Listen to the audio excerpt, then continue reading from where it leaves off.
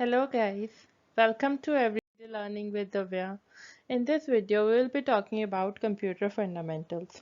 तो computer fundamentals basically जब हम computer fundamentals की बात करते हैं तो हम बात करते हैं कंप्यूटर क्या है, उसके कंपोनेंट्स क्या होते हैं, हार्डवेयर कंपोनेंट्स क्या होते हैं, सॉफ्टवेयर कंपोनेंट्स क्या होते हैं, इनपुट डिवाइसेस क्या होते हैं, स्टोरेज डिवाइसेस क्या होते हैं, आउटपुट डिवाइसेस क्या होते हैं एंड सो मैनी थिंग्स जो कि कंप्यूटर से ही रिलेटेड होती हैं।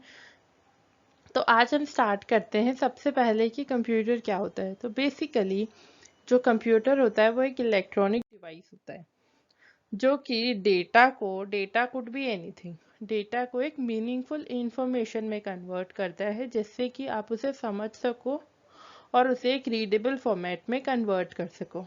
अगर मैं आपको एक प्रॉपर एग्जांपल के साथ बताऊं, अगर मैंने कहीं पर लिखा हुआ देखा, किसी कॉर्नर में लिखा है राम और किसी कॉर्नर में लिखा है 15, तो मैं उसे आइडेंटिफाई नहीं कर सकती।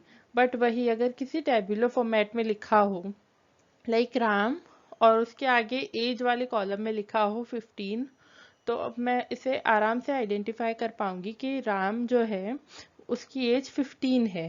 सो this is what we can say, जो राम और 15 था वो एक डेटा था, पर जब हमने उसे पूरा टेबुलर फॉर्मेट में प्रॉपरली लिखा तो उसे हम एक मीनिंगफुल इंफॉर्मेशन की तरह ट्रीट कर सकते हैं। जो राम है उसकी एज है 15, ठीक है।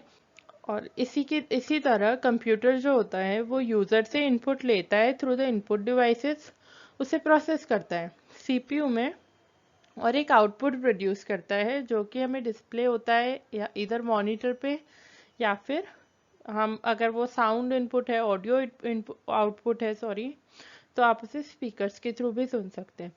ओके, इसी के साथ ही जो कंप्यूटर होता है वो डेटा को स्टोर भी करता है।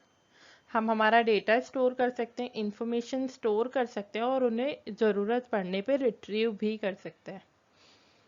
Okay, let us move further. तो अगर हम आगे चलते हैं तो हम बात करते हैं कंपोनेंट्स की। तो जो कंप्यूटर के दो तरह के कंपोनेंट्स होते हैं, हार्डवेयर और सॉफ्टवेयर।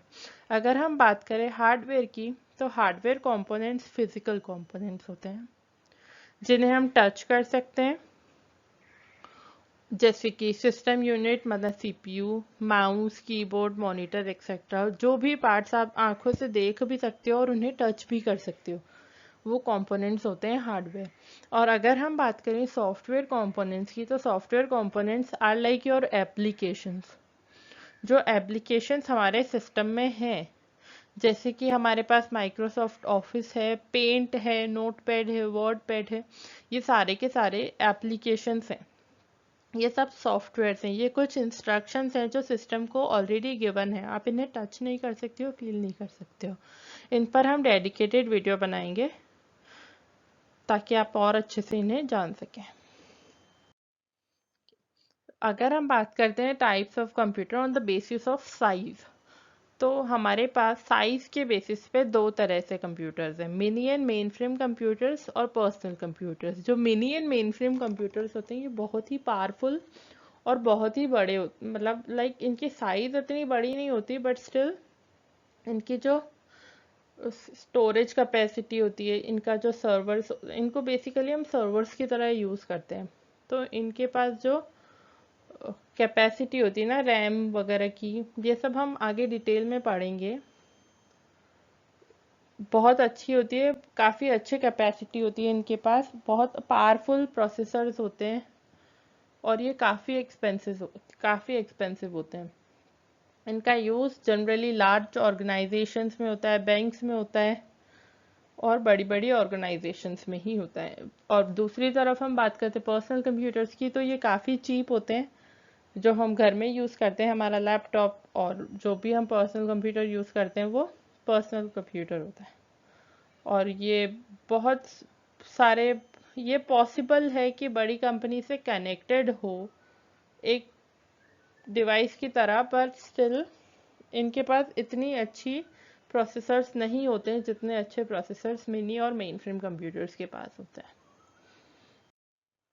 उसी के साथ हम बात करते हैं हार्डवेयर कंपोनेंट्स की। तो सबसे पहले अगर हम बात करें हार्डवेयर कंपोनेंट्स की, तो हार्डवेयर कंपोनेंट्स दो तरह के होते हैं, इनपुट डिवाइसेस और आउटपुट डिवाइसेस। तो ओके, इनपुट डिवाइसेस वो होते हैं जो सिस्टम को बताते हैं कि उन्हें क्या करना है और कैसे करना है। ठीक है, जैसे कि हम कीबोर्ड और माउस के थ्रू सिस्टम को इंस्ट्रक्शंस देते हैं कि उन्हें क्या काम करना है या कहाँ मूव करना है। सिमिलरली आउटपुट डिवाइसेस वो होते हैं जब हमें सिस्टम से आउटपुट रिट्रीव करना हो कि आपने काम तो कर लिया, प्रोसेस कर लिया, बट हमें पता भी तो चले कि ये काम हुआ या नहीं। तो अब पॉसिबली है कि आपको जो आउटपुट मिलना है वो विजिबल हो, sometimes it may not be visible. हो सकता है आपका आउटपुट ऑडियो के फॉर्मेट में हो सकता है वो किसी प्रिंट आउट के फॉर्मेट में हो।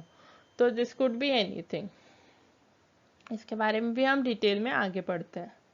तो सबसे पहले हम बात करेंगे इनपुट डिवाइसेस की। तो सबसे पहला जो इनपुट डिवाइसेस हमारे पास है वो है माउस। माउस का यूज़ हम करते हैं सिस्टम को इंस्ट्रक्शंस देने के लिए। माउस में 3 बटन्स होते हैं, एक लेफ्ट क्लिक, एक राइट क्लिक, एक केबल होती है। आजकल वायरलेस माउसेस भी अवेलेबल हैं, बट जब हम बात करते हैं जनरल केस की, तो वो वायर्ड होता है।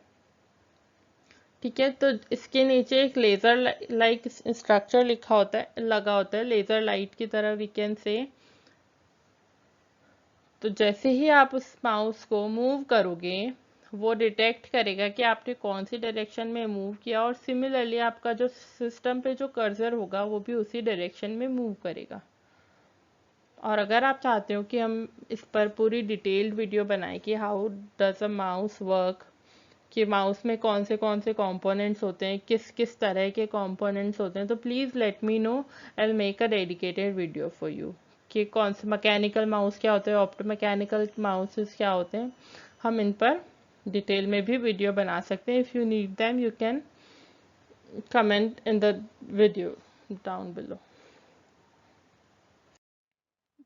Then comes the keyboard. तो अगर हम बात करते हैं कीबोर्ड की, तो कीबोर्ड इज इनपुट डिवाइस जिसमें मल्टीपल कीज होती हैं, फंक्शन कीज, जो कि F12 होती हैं, एक एस्केप की होती है, और भी बहुत सारी कीज होती है इंक्लूडिंग स्पेस बार, विंडो की, A to Z alphabet keys, numeric keys 0 to 9, enter, shift, cursor keys, and so many keys are there. I assume you guys are aware of it. इसके बाद आता है track ball. तो जो track ball होता है वो माउस की तरह ही होता है, बट माउस को आप हाथ में होल्ड करते हो, इसको भी आपको माउस की तरह ही होल्ड करना होता है, बट इसमें एक बॉल लगी होती है जो आपके पाम पर फिक्स हो जाती है, और जैसे ही आप उस पाम को मूव करो, आपके पाम को मूव करोगे, आपकी जो कर्सर की स्क्रीन होगी वो मूव करेगी।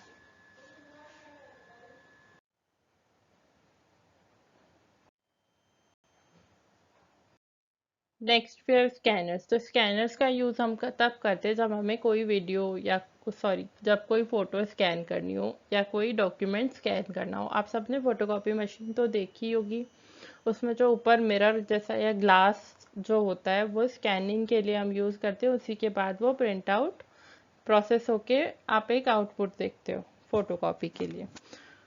तो वो जो ग्लास लाइक स्ट्रक्चर होता है फोटोकॉपियर मशीन के ऊपर, वो एक स्कैनर होता है। स्कैनर का यूज़ हम सिस्टम को डॉक्यूमेंट्स जब हमें डिजिटल फॉर्मेट में सेव करना होता है तब हम स्कैनर का यूज़ करते हैं। इसके बाद हम बात करते हैं टच पैड्स की। तो touch pads as you all know, हम सब मोबाइल फ़ोन्स यूज़ करते हैं। उसका जो टच सरफेस होता है उसको हम जहाँ पर भी टच करते हैं वो रेस्पॉन्स देता है, और बाय यूजिंग टच हम उसे इनपुट देते हैं। सॉरी। तो जो हम किसी भी सरफेस को टच करके उसे इनपुट देते हैं वो एक टच पैड होता है। This could be your mobile phone, आपका टैबलेट, आपका लैपटॉप, कुछ भी हो सकता है। इसके अलावा अगर हम बात करें इनपुट डिवाइसेस में, तो एक लाइट पेन होता है जब आपको कोई बहुत ही प्रिसाइज पॉइंट पर इनपुट देना है। लाइक अगर आपको कोई कार डिज़ाइन करनी है, आर्किटेक्ट, अगर आप एक आर्किटेक्ट हैं आपको बिल्कुल प्रिसाइज पॉइंट्स, बिल्कुल precise pixel to pixel work करना है, तो हम उस केस में हम लाइट पेन का यूज़ करते हैं इनपुट देने के लिए। ये जनरल यूज़ में नहीं आता है। इसके बाद जो हमारा नेक्स्ट इनपुट डिवाइस है वो है जॉयस्टिक। जॉयस्टिक्स का यूज़ हम करते हैं गेम्स खेलने के लिए। यह माउस की तरह ही होता है, कर्सर को कंट्रोल करता है, पर अगर आपने इसको यूज़ किया, अगर आपने इसके हैंडल को आगे की तरफ मूव किया है, तो आपका कर्सर कंटिन्यूसली आगे की तरफ मूव होता रहेगा जब तक आप इसको फिर से पीछे नहीं करोगे। ये 360 डिग्री रोटेट होता है, मतलब आप इसको किसी भी डायरेक्शन में मूव कर सकते हो। और जैसे अगर आपको माउस से कोई लाइन ड्रॉ करनी है तो ये थोड़ा सा कॉम्प्लिकेटेड होगा, बिकॉज आपको राइट क्लिक करके रखना होगा और माउस को कंटिन्यूसली मूव करते रहना होगा।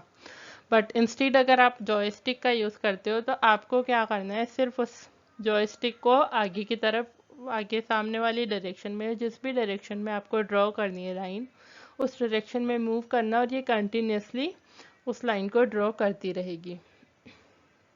पर जनरल यूज़ में हम जॉयस्टिक का यूज़ गेम्स में ही करते हैं। Okay, that's all for our input devices. Let us move further for the output devices. We have multiple output devices. Let us see them one by one. तो सबसे पहला जो हमारे पास आया है VDU, it means video display unit. इसको आप monitor भी कह सकते हो। जब आपको कोई आउटपुट विजिबल होता है तो वो मॉनिटर स्क्रीन पर होता है।